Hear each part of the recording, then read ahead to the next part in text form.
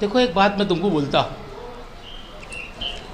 मैं चैलेंज कर रहा इतने लोगों के अंदर है, कोई भी लीडर मालेगा होगा, तुम जाके उनको तुम्हारे अखबार के अंदर लिखो और इनको बोलना तुम नजायज बैंक के सामने डेबिट कर लो, बोलना क्या करने का, डेबिट करने का। मैं एक बात भी गलत नहीं बोलूँगा।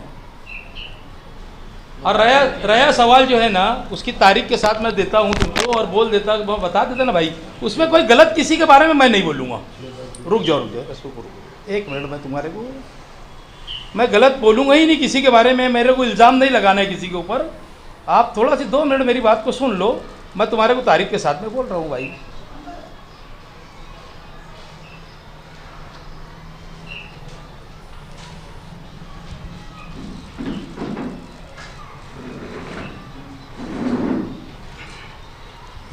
विषय क्रमांक 418 आयुक्त कार्यालय 20/9/2020 महानगर पालिका हद्दीतील मालमत्ता नंबर देणे, मिल्कियत संरक्षण करणे, है ना, ये था। इसके अंदर यानी महासभा का है, इसके अंदर सॉफ्टवेअर तयार करून डेटा बेसला जोडणे कामी में कोल्बो ग्रुप नागपूर यांची प्रति मालमत्ता 5 वर्ष कालावधीसाठी देखभाल दुरुस्ती करिता 130 रुपया प्रति मालमत्ता या प्रमाणे दर केलेले दरास मान्यता देने कामी विचार विनिमय करने, है ना। ये महासभा का था, ये विषय, ये स्टैंडिंग का विषय था। अब इसके अंदर जो महासभा का विषय मैं तुमको वो भी बता दे रहा। इसकी सूचना है अंसारी मोहम्मद असलम खलील अहमद और अनुमोदक है श्री मदन बापू गायकवाड़। ठहराव क्रमांक 418 महानगर पालिका महासभा का जो ठहराव है, जिसकी महासभा की ठहराव के ऊपर दस्तखत है शेख रशीद साहब की, है ना। इसके अंदर इन्होंने सकाराम घोड़के साहब ने जो है वो सूचना लाया था और अनुमोदक अब्दुल माजिद मोहम्मद यूनुस ईसा गए, इन्होंने ये महासभा के अंदर विषय लाया। मैं एक बात आपको बोलना चाहता हूँ कि ये प्राइवेट कंपनी को आज कारपोरेशन म्यूनसिपलिटी मालेगांव के अंदर पहली टाइम है गया, ये कम से कम 10 करोड़ रुपए का भ्रष्टाचार है। 515 ये लोग 130 रुपये देते, लिख कर देते, और इसको पास किया जाता है 485 रुपया, 585 रुपया।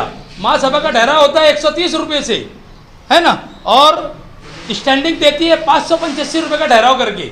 और ये जो मिस्टर असलम अंसारी की बात जो है ना, ये महासभा के अंदर है, अरे स्टैंडिंग का मामला था, स्टैंडिंग के अंदर मैं 5 साल था नहीं, तो मेरा बोलने का और नहीं बोलने का सवाल नहीं आया वहाँ पर। और इसका जो है ये गू बेचने वाला आदमी, इसका मेरा मवाजना हो नहीं सकता। ये 20 अंदाज चलाता गांव के अंदर, ये गू बेचने वाला आदमी है। ये मैं इसके बारे में जवाब भी नहीं देना चाहता, आप पूछ रहे तो मैं बोल दे रहा। वो यहाँ पर जो पेंट यूज की संडास लाने वाला मालेगांव के अंदर, वही इसके रिश्तेदारों को यूपी से ला के बैठाया संडास के अंदर, इसने 2 रुपये की संडास चलाता। ये क्या इसकी औकात है कि इसका जवाब देने की? इसके बाप लोग ने मेरे सामने आना ना, जिसको ये भोंकने लगा रहे, और वो यानी इतना थलकलास आदमी है, आपको सबको मालूम होगा कारपोरेशन के अंदर कि 100-200 रुपये लेने वाला आदमी है। वो सिर्फ चेहरे से होलिये से आदमी शरीफ नहीं हो जाता। इनके तो इतना खराब रिकॉर्ड है कारपोरेशन के अंदर कि 2 भाई खलीफा बोलते हैं, तुम समझ जाओ कि दूसरा भाई कौन होगा इन लोगों। इसका तो खलील भाई मैं जवाब नहीं देना चाहता था, अगर तुमने पूछे तो मैं बता दे रहा।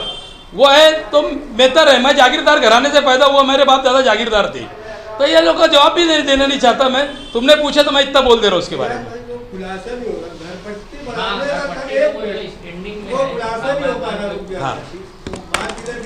हाँ मतलब ही नहीं है। हाँ बोलो ना। घरपट्टी बनाने का जो अभी पुरानी मिल्कियत है उसका ठहरा हुआ कि नई मिल्कियत का घरपट्टी, एक बात सुन लो, करने का ठहरा। ये इसके अंदर इन्होंने मुग्गम रखे, यानी मुग्गम ठहराव करके दिए उन्होंने। घर पट्टी नहीं करा कि उन लोग ने नवे सर्वे करे कि नहीं, तुम लोग बता दो। चलो मैं को इसके बारे में जवाब नहीं देने का, तुम्हारा सवाल का जवाब तुम दे दो। अगर ये जूने का घर पट्टी का ये करने का देते तो इन्होंने शहर के अंदर नए घर पट्टी करते तो इन्होंने जूने के किए कि नहीं किए, ये बोलो, है ना। फिर उसके अंदर मुझे क्या, उसका सवाल का जवाब तुम ही दे दो ना। ठहराव नहीं अकारनी का था ना, क्या ठहराव नहीं अकारनी का था, नई अकारनी का भी और जूने पे भी बढ़ा कर दिए ना इन्होंने, और 5-5 साल का करके दिए। ठहराव जनरल बोर्ड में हुआ महासभा। हाँ, तो स्टैंडिंग ने क्या पास किया ये बताओ। स्टैंडिंग के अंदर नहीं, ये लोगों ने मुग्गम लिख कर दिए, इन्होंने डायरेक्ट ये नहीं दिए, इन्होंने जूनी की भी घर पट्टी बढ़ा के दे दे रहे उन्होंने। ये आते हैं जूनी का भी सर्वे करते, महासभा के अंदर नई का भी नहीं दिया, इन्होंने एकदम मुग्गम रखे। और ये छोटा घोटाला नहीं है, ये लगता हूँ 585 रुपया, 130 रुपया कारपोरेशन करके दे रही।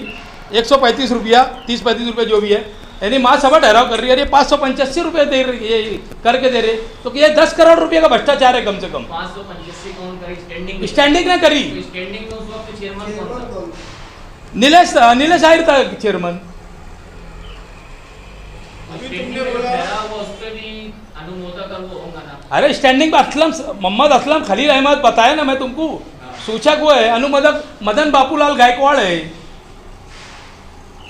अभी आपने कहा कि मैं स्टैंडिंग में नहीं था, हाँ? लेकिन यही विषय महासभा में है, उसमें तो आप थे ना। देखो एक बात सुन लो, ऑफलाइन मीटिंग चल रही थी, है ना, ये शेख रशीद साहब का जब टाइम था ना, ऑफलाइन मीटिंग चल रही थी, मीटिंग का देख लो तुम और उसका कोरोना का पीरियड देख लो, मीटिंग के अंदर तो ऐसा क्या बोलते थे, किसको समझ में आए तो मालूम पड़े ना। कोरोना काल में हुआ। हाँ ऑफलाइन मीटिंग के अंदर हुआ भाई ये, यानी ऑनलाइन मीटिंग चलती थी, जब ऑनलाइन मीटिंग के अंदर ये सब विषय हुए। और मैं किसी पर इल्ज़ाम नहीं लगा रहा, मैं तो बोल रहा हूँ कि आप डेबिट करा लो इनसे, कहीं का जगह देखो, मैं बलता सबको लेकर आओ, डेबिट करा लो। मैं जो दो बात करने का निकला हूँ, घर पट्टी का मामला और ये, हाँ, और है उसको इतना बुरा क्यों लग रहा है? असल में एक सेठ रहता, मिसाल दे रहा हूँ, उसको ना कुत्ते पालने का बहुत शौक रहता, वो अलग अलग किसी को कुत्ते पालता, तो उसको ना सेठ को जो लगता ना, भौंकने वाला कुत्ता जो ना उसको बहुत पसंद करता, क्या ये मेरा वफादार है, तो इस तरीके की वफादारी वो बता रहा। बहरहाल उसका नाम है, वो उसका नाम उसको मिटा नहीं सकता, ये ठहराव है, मैं कॉपी देता, पेपर वाले उसको छाप दो। महासभा ने 130 रुपया किया था, स्टैंडिंग के 585 था। 585 रुपये, ये 10 करोड़ रुपए का घोटाला है कम से कम।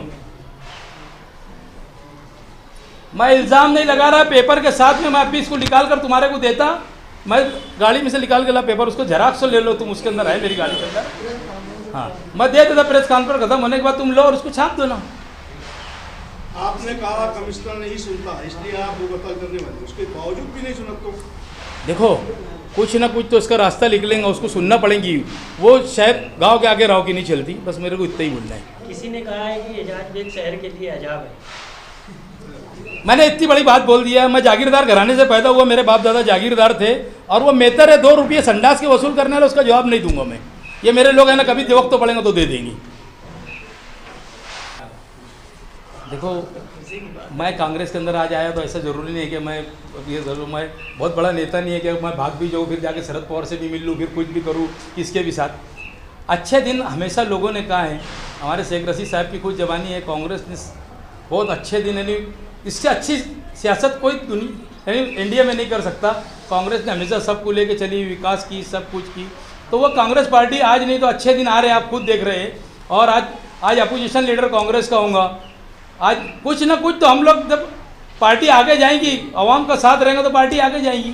और आज कहीं ना कहीं लग रहा है कि महाराष्ट्र के अंदर बहुत ज़ोर से कांग्रेस है, और इंडिया में भी रहेंगी, ऐसे ज़रूरी है। आज तो महाराष्ट्र के अंदर भी बहुत अच्छे दिन आ रहे हैं पार्टी के, आप लोगों की वजह से भी पत्रकार लोग कहीं ना कहीं कवरेज देते रहते पार्टी को, तो आगे जा रही पार्टी। शहर में चर्चा है कि जनता दल का और कांग्रेस का गठबंधन होने वाला है। क्या नहीं, ये तो मेरे ऊपर के वरिष्ठ लोग बोलेंगे किससे करने का है क्या नहीं करने का, मैं आज कैसा जवाब दूँ बारे में।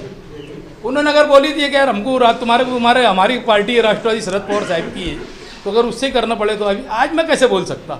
या ऐसा कोई भी है नहीं है किसी के साथ पार्टी गठबंधन करेंगी, गठबंधन किसी से भी हो सकता, ऊपर के लोगों का जैसा आदेश आएगा पार्टी वो यहाँ पर वो कामकाज करती है। कांग्रेस के अच्छे दिन बोल रहे आप, कांग्रेस के अच्छे दिन बोल रहे, तो अच्छे दिन अगर लौट आए कांग्रेस की, घर वापसी हो जाएगी। हाँ घर वापसी होगी। तो देखो ऐसा है,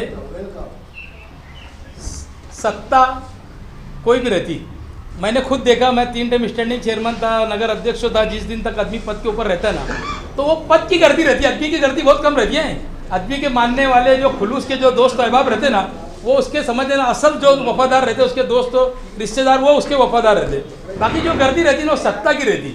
अभी जो गर्दी सामने दिख रही है ना, ये सत्ता की गर्दी है, क्योंकि लोगों को काम आते हैं, लो साहब, क्या दादा, क्या काका, वो सब वो सत्ता की गर्दी है अभी सामने। और अच्छे दिन आएंगे, लौट के लोग आएंगे, ये तो पार्टी है, पार्टी एक समुंदर है। अजित पवार हुकूमत में शामिल हो गए, महाअघाड़ी हुकूमत में एनसीपी शामिल थी, कांग्रेस भी शामिल है, तो ये कौन से नज़र से देखते हैं आप इसको, यहाँ असर पड़ेगा कुछ राष्ट्रवादी पे? देखो एक बात सुनो, ये मालेगांव के अंदर असर पड़ने की बात नहीं है, ये पूरे हिंदुस्तान के अंदर अच्छी आवाम जो है ना इसको पसंद नहीं कर रही। जो हमारे पीएम साहब उसके 4 रोज़ पहले मध्य प्रदेश के अंदर कहते कि एनसीपी का 70,000 का घोटाला, 70,000 करोड़ का घोटाला, और 4 दिन के बाद अगर उसको ले लेते तो ये सारी चीज़ अच्छे लोग इसको पसंद नहीं करते।